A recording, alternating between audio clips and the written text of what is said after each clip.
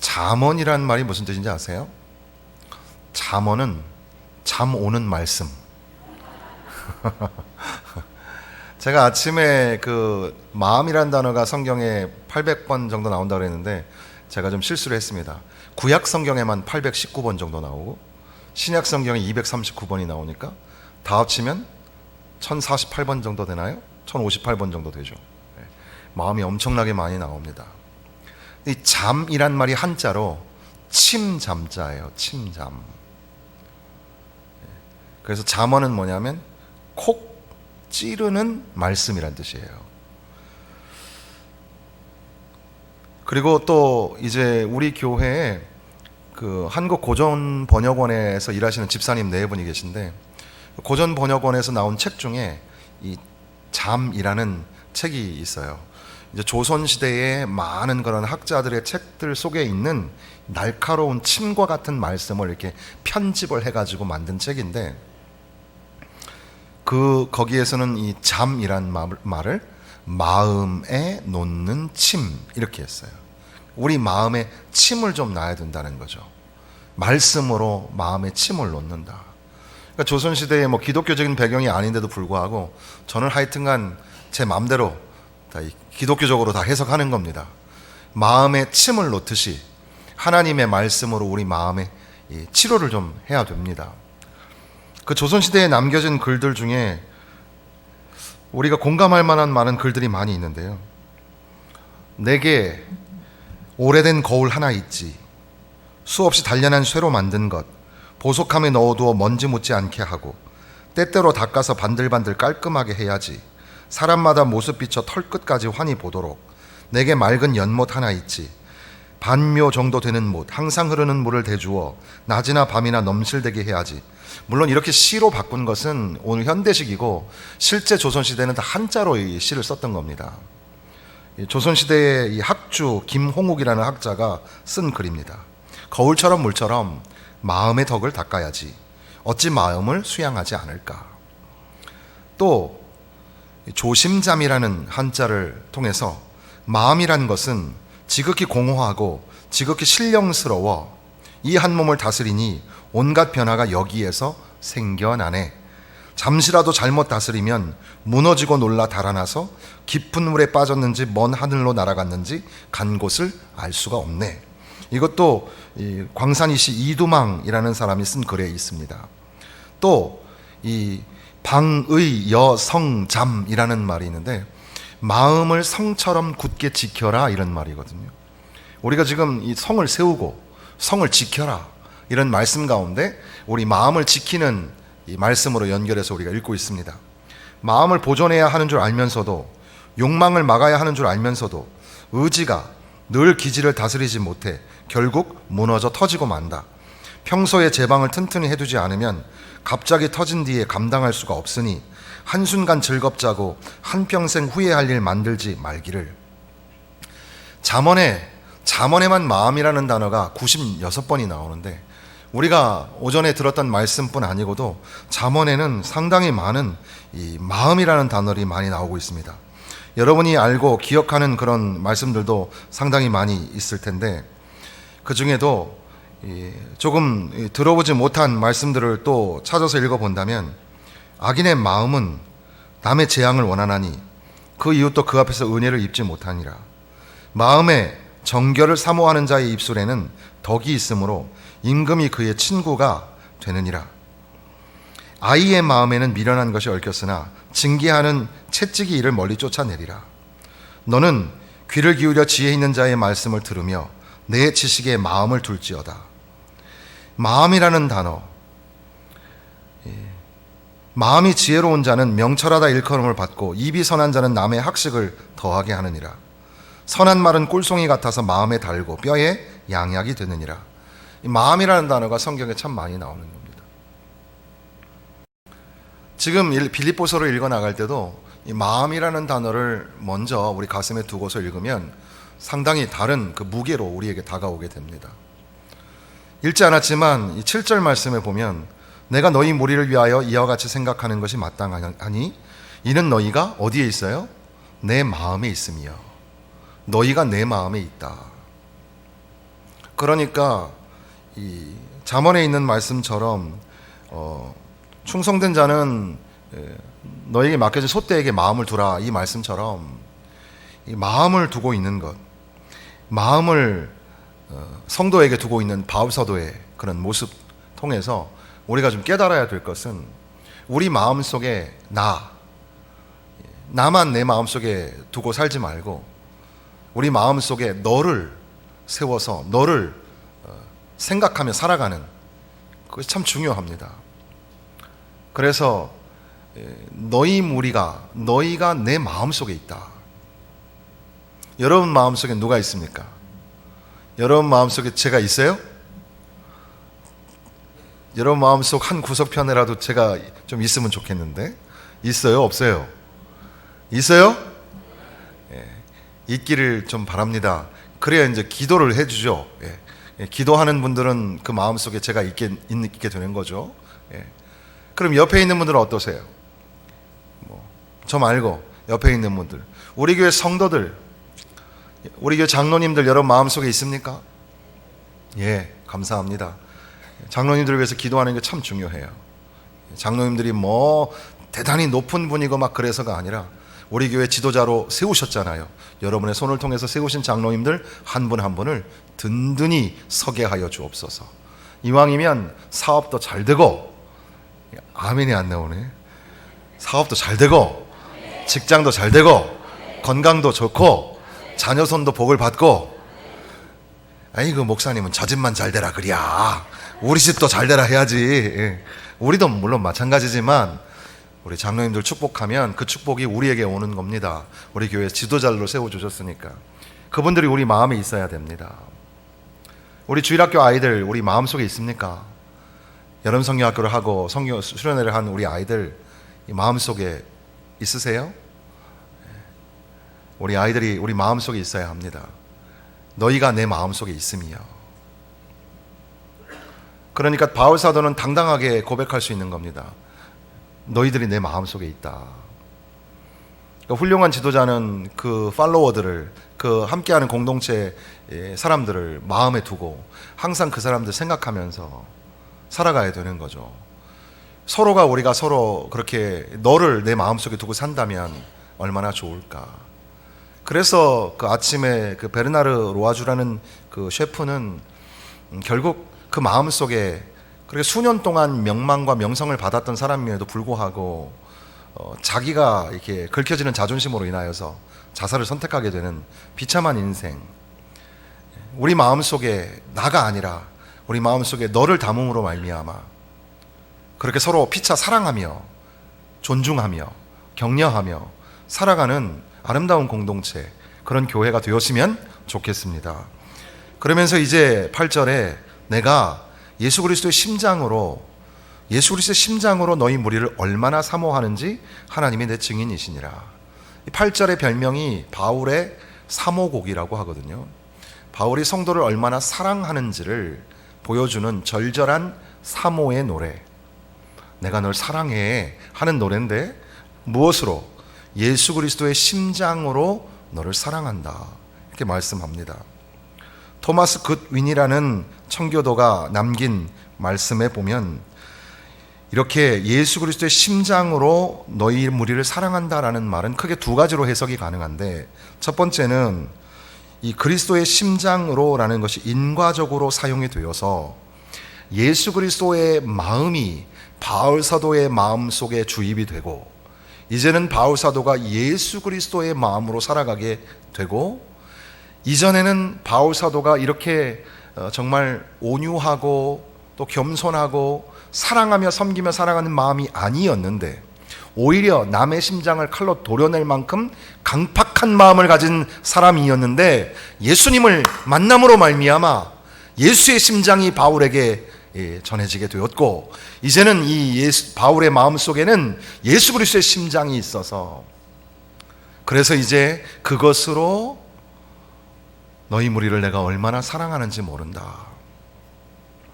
그러니까 바울은 성난 사자처럼 성도들을 잔해하고 핍박하던 사람이었는데, 그런데 예수의 심장, 예수의 마음이 그에게 찾아오시고, 그래서 그가 이제는 새 마음이 되고 돌 같은 마음이 변하고 부드러운 마음이 되었다는 겁니다. 예수님께서 뭐라고 말씀하셨어요? 나는 마음이 온유하고 겸손하니 내게서 배우라. 마음이 온유하고 겸손하신 바로 예수, 바로 그 예수 그리스도의 마음이 바울 사도의 마음이 되어서 주님이 우리를 사랑하셔서 자기 몸을 십자가에 내어 죽게 하셨던 것처럼 그렇게 겸손한 마음, 희생의 마음, 사랑의 마음으로 그렇게 내가 너희를 사랑한다, 이런 말이죠. 또 하나는, 두 번째 해석이 가능한 것은 그리스도의 심장으로 라는 표현이 그리스도의 심장과 같이 또는 그리스도의 심장처럼 이렇게 번역할 수도 있다는 겁니다. 그러니까 서로 닮은 것을 의미하는 유비적으로 해석을 하게 되는 건데, 그러니까 이 심장이라는 것이 이 어미가 품는, 자식을 향하여 품는 어미의 긍휼과 애정의 마음이라고 표현을 하기도 하거든요. 그래서 여기서 말하는 심장이 이제 창자하고 내장하고 좀 다른데, 헬라어의 내장에 해당되는 단어가 이 심장이에요. 근데 이 단어를 쓸 때는 항상 그 마음 안에 있는 긍휼한 마음, 동정의 마음, 사랑의 마음을 표현할 때 심장이란 말을 썼어요. 근데 이 단어가 또 히브리어에서 유래하기는 어머니의 자궁과 같은 어원에서 나와요. 그래서 어머니가 자식을 향하여 갖는 애끓는 마음도 또 이 단어 속에 연결해서 해석을 하게 됩니다.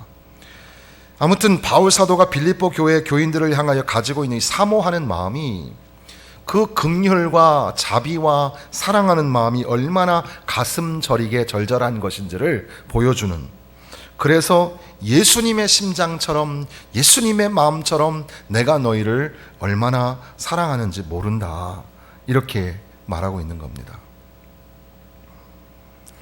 그러니까 오늘 우리가 형제를 사랑하고 또 교회를 사랑한다고 할 때 그 형제와 자매와 교회들을 위하여서 예수의 심장으로, 그러니까 예수님처럼, 예수님이 그렇게 하셨던 것처럼 그렇게 우리도 형제를 사랑하고 또 자매를 긍휼히 여기면서 끌어안아주는 마음이 필요하고, 또한 우리 인간의 본성으로는 그것이 불가능한, 그래서 이미 완악하고 강팍하고 돌 같은 마음의 사람들이지만 예수님을 만나니까 예수님으로 인하여서 내 마음이 새 마음이 되는 거죠.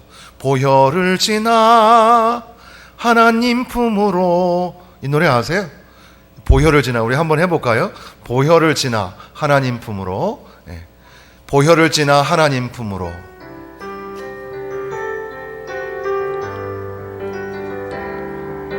보혈을 지나 하나님 품으로, 보혈을 지나 아버지 품으로, 보혈을 지나 하나님 품으로 한 걸음씩 나가네. 다시 한번요. 보혈을 지나, 보혈을 지나 하나님 품으로, 보혈을 지나 아버지 품으로, 보혈을 지나 하나님 품으로 한 걸음씩 나가네. 존귀한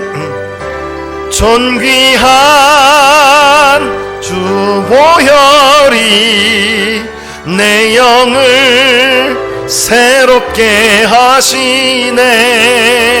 존귀한 주 보혈이 내 영을 새롭게 하네. 존귀한 주 보혈이, 존귀한 주 보혈이 내 맘을 새롭게 하시네.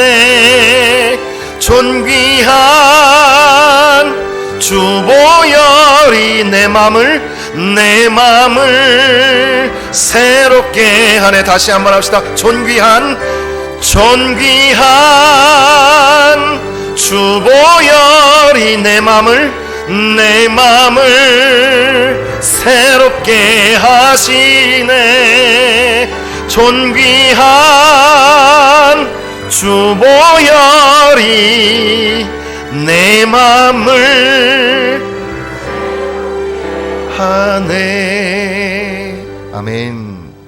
주님의 보혈이 우리의 마음을 새롭게 하고, 그래서 주님이 바꾸어 주신 마음으로, 주님의 심장으로 내가 너희를 사랑한다. 그러니까 우리가 서로 이 사랑이 넘치는 교회가 돼야 한다고 할 때에, 우리가 서로 사랑할 때에 예수의 심장으로, 예수 그리스도의 심장으로, 바울은 내 마음으로부터 너희를 진짜 사랑한다 이렇게 말하지 아니하고 예수의 심장으로 너희를 사랑한다 이렇게 말하고 있습니다. 그러니까 이 두 가지 말씀을 오늘 우리에게 적용해 보면, 나도 예수님처럼 자기를 죽이고 자기를 낮추면서 희생하신 것처럼 나도 나를 희생하며 너를 사랑한다는 말이고, 또한 나로서는 그게 안 되는 거지만 예수님이 함께 계시기 때문에, 내 안에 예수가 계시기 때문에 내가 너를 사랑한다고. 그러니까 주의 사랑으로 사랑합니다. 주의 사랑으로 사랑합니다. 예수의 사랑으로 사랑합니다. 옆에 있는 사람에게 한번 해볼까요? 주의 사랑으로 사랑합니다. 주의 사랑으로 사랑합니다. 주의 사랑으로 사랑합니다 이런 노래도 있는데 한번 해볼까요? 주의 사랑으로 사랑합니다. 주의 사랑으로 사랑합니다. 가사는 이것밖에 없어요. 박수 치면서 할까요? 주의 사랑으로 사랑합니다. 주의 사랑으로 사랑합니다. 형제 안에서 주의 영광을 보며 주의 사랑으로 주의 사랑으로 사랑합니다. 주의 사랑으로 사랑합니다. 자매 안에서 주의 영광을 보며 주의 사랑으로 사랑합니다. 저만 보고 계시니까 옆에 있는 분을 보면서 사랑해야죠. 그래서 형제 안에서 자매 안에서 할 땐 좀 이렇게 보시면서 해야죠. 하나 둘 셋. 주의 사랑으로 사랑합니다. 주의 사랑으로 사랑합니다. 형제 안에서 주의 영광을 보며 주의 사랑으로 사랑합니다. 주의 사랑으로 사랑합니다. 주의 사랑으로 사랑합니다. 자매 안에서 주의 영광을 보며 주의 사랑으로 사랑합니다. 아멘. 그렇게 사랑이 넘치는 우리 관계가 돼야 합니다. 그런데 이제 단기 선교를 떠나는 단기 선교 팀들에게도 이 말씀이 참 중요합니다. 우리가 예수 그리스도의 심장으로, 예수 그리스도의 심장을 안고서 이제 인도네시아 말랑으로, 또 이제 일본으로, 필리핀으로 그렇게 나아가게 됩니다. 또 우리 이한결 자매가 튀니지에 또 3주간 또 다녀왔는데, 그렇게 또 정말 그 아이들이 다시 신앙이 흔들어 연약해지고 또 더욱 견고하게 믿음에 서게 하기 위해서 간절한 마음을 가지고 그렇게 다녀온 그런 이 자매가 가지고 있는 마음이 바로 예수의 심장으로 그 사람들을 향하여 나아가는. 그러니까 오늘 우리가 우리 힘으로는 사랑하기가 참 어려워도 주님이 나와 함께 계시고 예수 그리스도의 심장으로 나아가서 만나는 겁니다. 그래서 그 아이들을 사랑해주고 아껴주고 보호해주고, 작년에 인도네시아 갔던 친구들은 아시겠지만 그 아이들이 꼭 약속하자고, 내년에 꼭 오시라고. 그러니까 선교사님이 너네들이 찬양 열심히 부르고 열심히 하면은 내년에 광성교회에서 오실 거야. 애들이 막 목이 터져라 꽥꽥 하면서 왜 다시 오게 하고 싶어서. 가보시면 저도 여러 나라를 돌아다니면서 느낀 건데, 그 아이들 단 몇 명이라도 한국 땅에 좀 데려왔으면 좋겠다. 우리 교회에서 재우면서, 우리 교회에서 예배도 좀 하면서 하면 좋겠다, 그런 마음이 매번 들어요. 근데 그게 여러 가지 복잡한 문제가 있어서 못 데리고 오는데, 그러니까 우리가 가서라도 그들을 끌어안아주고 예수의 심장으로 끌어안아주면서 사랑한다, 사랑한다, 이렇게 해주는 것이 얼마나 귀한지 모릅니다. 이 마음이라는 주제를 우리가 살피고 있으니까 조금 더 들어가 보면 빌립보서에는 마음이라는 단어가 집중해 나오는 곳이 있죠. 거기가 바로 2장인데 2장 말씀 보시면